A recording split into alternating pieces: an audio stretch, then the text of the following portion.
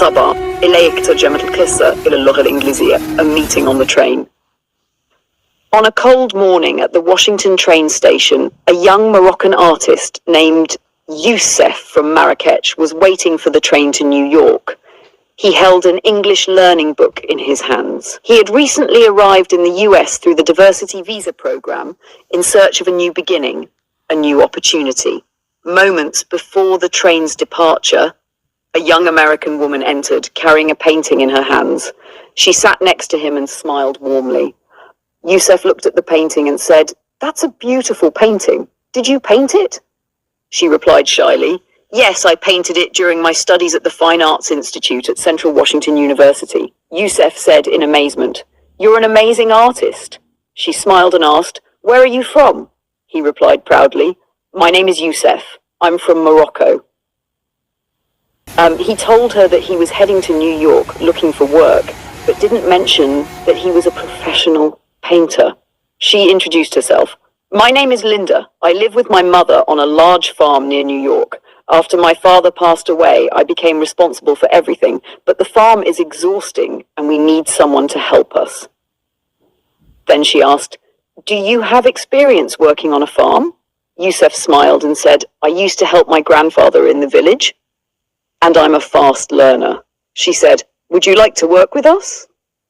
He answered, "It would be an honor." Youssef began working on the farm with humility and dedication. Linda used to paint inside the house, occasionally watching him from the window, unaware that he was a gifted artist. She treated him as a simple worker. Over time, she taught him how to clean her brushes and fix the frames of her paintings, never realizing the talent he kept hidden. As an important art exhibition approached, Linda was confused about which painting to choose.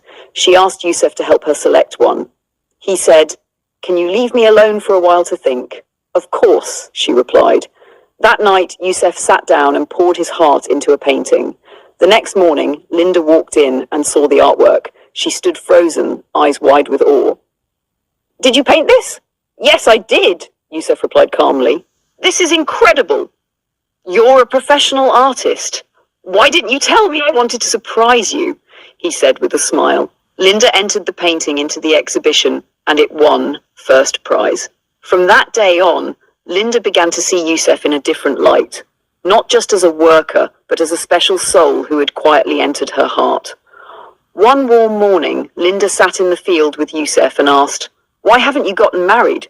He replied, "I've been looking for a sincere heart. I don't care where it comes from." She smiled and said, "And what if that heart is from New York?" Youssef laughed and said, "The heart knows no borders, no nationality."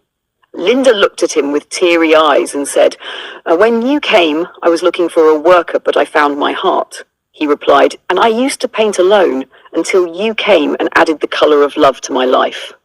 A month later, they held a simple wedding at the farm. Friends and artists gathered, while music played the melody of true love. And from that day forward, they began to paint together, each day a new chapter in a never-ending story of love.